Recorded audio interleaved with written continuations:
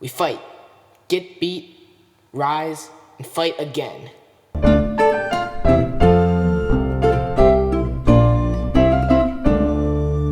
Nathanael Greene, the savior of the South, the fighting Quaker. Nathanael was one of George Washington's most trusted generals and closest companions, and his influence on the Revolutionary War was enormous. But before I go over his impact on the war, I need to discuss his birth and early life. Nathanael Greene was born August 7th, 1742, on Rhode Island. As he grew up, it became evident. Nathanael loved books. He built up a huge library with all the books he collected over his life. There he studied all things ranging from poetry to military science. One other thing I should point out is Nathanael was raised in a Quaker church, which is strange considering Quakers absolutely abhorred warfare. Nevertheless, Nathanael still studied military science along with all the other subjects he learned about. But in 1773, he was kicked out of a Quaker meeting because he attended a military parade. So he left the Quakers and became actively involved in military service. 1 year after that, Nathanael married Catherine Littlefield.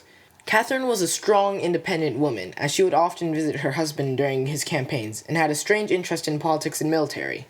Speaking of military, it's about time I explained Nathanael's career. You see, Nathanael joined a group called the Kentish Guards, but was never deployed because of a limp he possessed since childhood. But after the Battle of Lexington and Concord, Nathanael and several other men rushed off to Boston to offer their services. Once there, Nathanael quickly proved his capacity, securing himself a position as Brigadier General and catching the attention of George Washington. These two immediately formed a friendship that would last their whole lives. Need proof? Nathanael's firstborn son was named George Washington Greene. Yeah. The year is now 1776. Nathanael has been promoted to Major General and has begun his campaigns. But his first battle doesn't fare well. He was given 3,000 men to defend Fort Washington, which is a good fighting force, but nothing when it's up against 10,000. Let's just say it didn't end well. Now, here's where I want to highlight Nathanael Greene's success as a leader. He lost that battle, sure, but he didn't give up. Even Washington lost faith in him, but instead of backing down, he got back up, learned from his mistakes, and kept fighting. Now, if I were to go over every single one of his victories after that battle, this video won't be in the time limits. But there is one major fact that is essential to the Americans winning the Revolutionary War. Nathanael was promoted to Quartermaster General. Now hold on, I'm going to explain what that means. The Quartermaster General is the guy who's in charge of providing troops equipment and a place to stay. And this was important because what he learned as Quartermaster General he applied directly to the Southern campaign. Now it's time to introduce Nathanael's main opponent, Charles Cornwallis. This man was probably the largest obstacle for America to become a free country. He was in charge of a really big army and was the one who controlled North Carolina at the time. 1780. After Major General Horatio Gates suffered a crushing defeat with the Battle of Camden at the hands of Cornwallis, Nathanael was sent south and put in charge of about 1,600 men. The situation was bleak. He had to keep his army alive and build up an effective supply line. Do you see how being quartermaster helped him out now?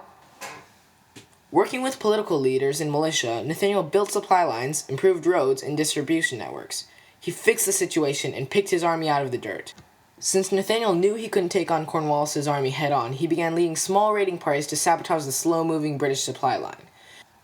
Nathanael then lured Cornwallis away from his supply base in Charleston, weakening him and cutting off his food supply. After that, Nathanael's Continentals and militia were far better matched for Cornwallis' weakened and hungry army of veteran soldiers. But Nathanael had one more advantage. Since the British were chasing him and not the other way around, he had the choice of where and when to fight. March 15th, 1781 was the day, at Guildford Courthouse. Nathanael assembled his men for battle, putting them in 3 lines, first consisting of untrained militia, the second seasoned militia, and the third Continental soldiers. Early in the battle, the line of untrained militia gave way, leaving the other 2 lines to fight for themselves. They had to retreat, but they had done their part. The battle took away at least 25% of Cornwallis' army and broke the British grip on North Carolina, helping the combined forces of George Washington and Comte de Rochambeau, helping the combined forces of George Washington and this guy to finish him off at Yorktown. As you probably know, the Americans won the war, and Nathanael Greene played a big role in their victory. But after the war, Nathanael had to liquidate his fortune to pay for war expenses, due to a very untrustworthy businessman. He was paid back, but not till years after his death. 1785. After losing his fortune, Nathanael moved away from Rhode Island and lived a peaceful life in Georgia, before dying of heat stroke on June 19th, 1786. Yeah, that's right. He lived in freedom for about 1 year. Well, that's better than some people. But even if he didn't enjoy the freedom of America for very long, that freedom would not exist if it weren't for his leadership skills and ability to learn from his mistakes. Alright, thanks for watching. I'll see you later.